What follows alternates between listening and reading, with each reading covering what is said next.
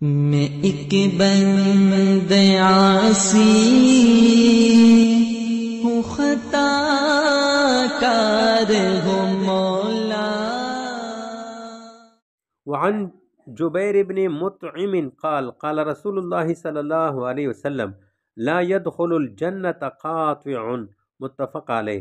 حضرت جبیر ابن مطعم کہتے ہیں کہ رسول اللہ صلی اللہ علیہ وسلم نے فرمایا، قطع رحم کرنے والا، رشتہ داری توڑنے والا جنت میں داخل نہیں ہوگا۔ جو شخص صلہ رحمی توڑنے کو جائز مانتا ہے، اس شخص نے حرام کو حلال کہہ دیے، پھر تو کافر ہو گیا، پھر تو جنت میں جائے گا بھی نہیں، ہمیشہ دوزخ میں رہے گا۔ اور اگر جو ہے اس کو حرام سمجھتا ہے پھر بھی کرتا ہے تو پھر مطلب یہ ہوگا کہ پہلے جنت میں تو ابتداءً یہ داخل نہیں ہوگا، سزا بھگتنے کے بعد پھر جو ہے یہ داخل ہو سکتا ہے۔ وعن ابن عمر قال قال رسول اللہ صلی اللہ علیہ وسلم لیس الواصل بالمکافی ولكن الواصل الذي اذا قطعت رحمه وصلها، رواہ البخاری۔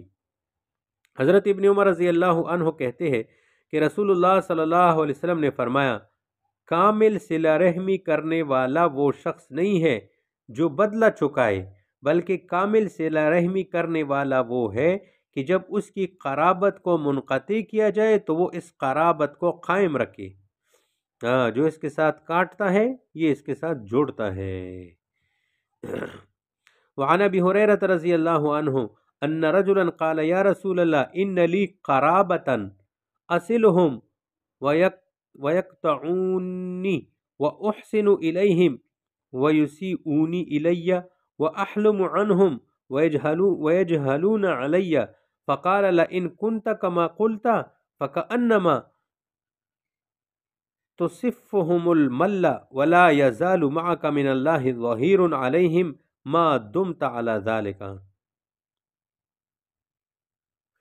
حضرت ابو ہریرہ رضی اللہ تعالیٰ عنہ سے روایت ہے کہ ایک شخص نے عرض کیا، یا رسول اللہ، میرے کچھ قرابت دار ایسے ہیں، میرے رشتہ دار ایسے ہیں کہ میں تو ان کے ساتھ نیک سلوک کرتا ہوں لیکن وہ میرے ساتھ نیک سلوک نہیں کرتے، میں ان کے ساتھ احسان کرتا ہوں اور وہ میرے ساتھ برائی کرتے ہیں، میں ان کے ساتھ حلم، بردباری، درگزر کا رویہ اختیار کرتا ہوں اور وہ مجھ سے جہالت کے ساتھ پیش آتے ہیں، یعنی مجھے برا بلا کہتے اور مجھ پر غیظ اور غضب کا اظہار کرتے ہیں۔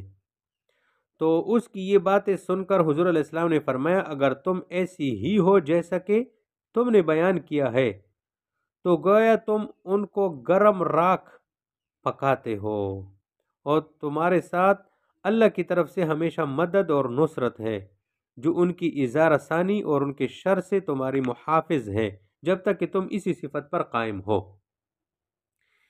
یہ تو صفہم المل، المل یہ گرم راکھ، ایری سے بھی گرم راکھ کو کہتے ہیں، اور یہ باب افعال سے ہے، منہ میں راکھ ڈالنا مراد ہے، یعنی اگر واقعی ایسا ہے تو پھر تمہارا یہ احسان گویا ان کی منہ میں گرم گرم راکھ ہے جو تم ڈال رہے ہو، کیونکہ وہ لوگ تمہارے احسان کا نہ بدلہ دیتا ہے، نہ تذکرہ کرتے اور نہ شکریہ ادا کرتے، بلکہ الٹا تنگ کرتے ہیں۔ گویا تم نے ان لوگوں کو اس طرح ذلیل کیا کہ ان کی منہ میں راکھ پھانک دی۔ حضرت ابو ہریرہ رضی اللہ تعالیٰ عنہ کہتے ہیں کہ رسول اللہ صلی اللہ علیہ وسلم نے فرمایا، رحم، رشتہ داری کا جو لفظ ہے رحم، عربی میں اس کو کہتے ہیں، یہ رحمان کے لفظ سے نکلا ہے، چنانچہ اللہ تعالیٰ نے رحم یعنی رشتے ناطے سے فرمایا کہ جو تجھ کو جوڑے گا یعنی تیرے حق کو ملحوظ رکھے گا، میں بھی اس کو اپنے رحمت کے ساتھ جوڑوں گا، اور جو شخص تجھ کو توڑے گا یعنی تیرے حق کا لحاظ نہیں کرے گا، میں بھی اس کو توڑوں گا، یعنی ایسے شخص کو اپنی رحمت سے محروم کروں گا۔ تو رحم یہ رحمان کی شاخ ہے، اسی سے مشتق ہے۔ تو اس حدیث سے معلوم ہو گیا کہ نام کے اشتراک کا بھی اثر پڑتا ہے اور اس کے اعتبار بھی ہے، تو یہاں رحمان اور رحم کا مادہ مشترک ہے۔ تو جو لوگ صلہ رحمی نہیں کرتے اپنے رشتہ داروں کے ساتھ، تو یہ اللہ کی رحمت سے یہ محروم لوگ ہیں۔ حضرت ابو ہریرہ رضی اللہ تعالی عنہ کہتے ہیں کہ رسول اللہ صلی اللہ علیہ وسلم نے فرمایا، خاک آلود ہو ناک اس شخص کی، خاک آلود ہو ناک اس شخص کی، خاک آلود ہو ناک اس شخص کی، یعنی آپ نے 3 مرتبہ گویا یہ بد دعا فرمائی کہ وہ شخص ذلیل اور خوار ہو۔ پوچھا گیا کہ یا رسول اللہ وہ کون شخص ہے؟ آپ علیہ السلام نے فرمایا وہ شخص جو اپنے والدین میں سے کسی ایک یا دونوں کو بڑھاپے کی حالت میں پائے اور پھر جنت میں داخل نہ ہو، یعنی جس شخص کے ماں باپ یا دونوں میں کوئی ایک بڑھاپے کی حالت میں ہو اور وہ شخص ان کی خدمت کر کے ان کو راضی نہ کرے، تو وہ انتہائی بدقسمت ہے، کیونکہ خصوصیت سے بوڑھے ماں باپ کی خدمت کرنا بڑے اجر کی بات ہے اور جنت میں داخل ہونے کا سبب ہے۔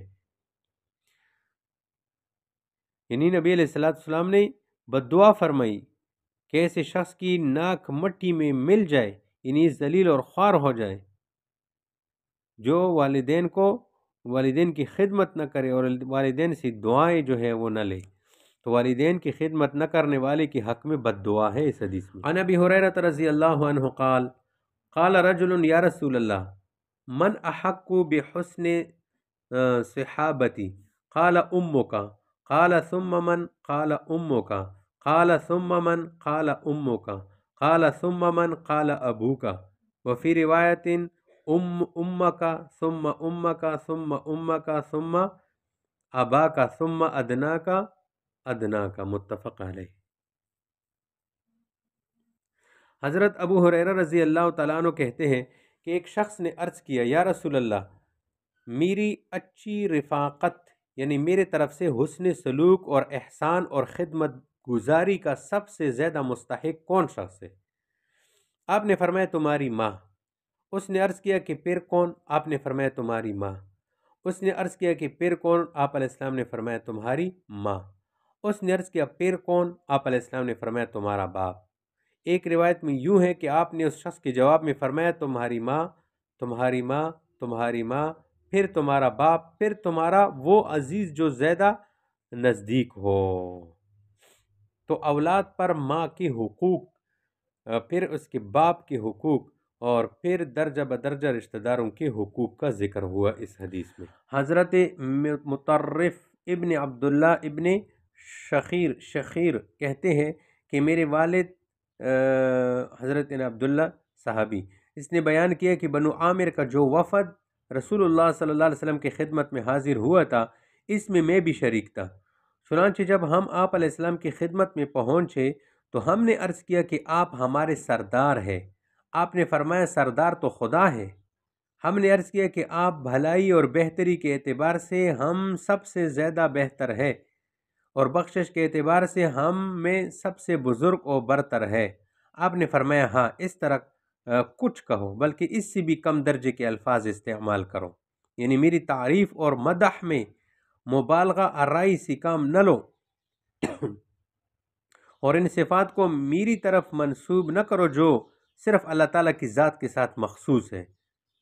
تم نے آخر میں جو بات کہی ہے زیادہ سے زیادہ اسی حد تک میری تعریف کر سکتے ہو، بلکہ اسی بھی ہلکے درجے کی تعریف کرو تو زیادہ بہتر ہے۔ اور پھر فرمایا دیکھو شیطان تم کو اپنا وکیل نہ بنائے۔ تو نبی علیہ السلام یعنی کتنے جو ہے وہ اس باتوں سے منع کرتے تھے جس کی وجہ سے بندہ جو ہے پھر شرک میں جو ہے مبتلا ہو جائے۔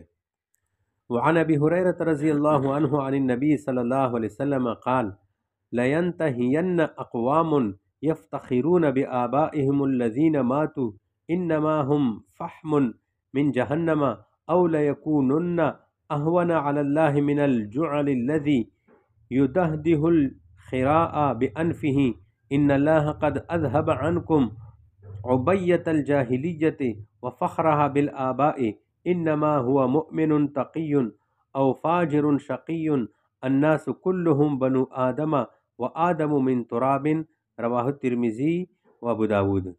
حضرت ابو ہریرہ رضی اللہ تعالیٰ عنہ نبی کریم صلی اللہ علیہ وسلم سے روایت کرتے ہیں کہ آپ صلی اللہ علیہ وسلم نے فرمایا لوگ اپنے ان باپ دادا پر فخر کرنا چھوڑ دے جو مر چکے ہیں اور جن کی حقیقت اس کے علاوہ اور کچھ نہیں ہے کہ وہ دوزخ کا کوئلہ بن گئے ہیں، ورنہ وہ خدا کے نزدیک غلاظت کی کیڑی سے بھی زیادہ ذلیل اور خوار ہوں گے جو غلاظت کو اپنی ناک سے ہٹاتا ہے۔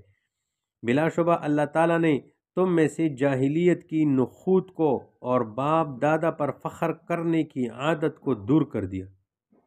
یاد رکھو آدمی اب یا تو مومن متقی ہے یا فاجر بدکار، تمام انسان آدم کی اولاد ہے اور آدم کو مٹی سے پیدا کیا گیا۔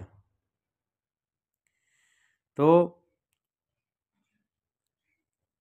اس حدیث میں باپ دادا اور خاندان پر فخر کرنا جائز نہیں ہے، اس کو بتایا گیا۔ ان اللہ وملائکتہ یصلون علی النبی یا ایہا الذین آمنوا صلوا علیہ وسلموا تسلیما۔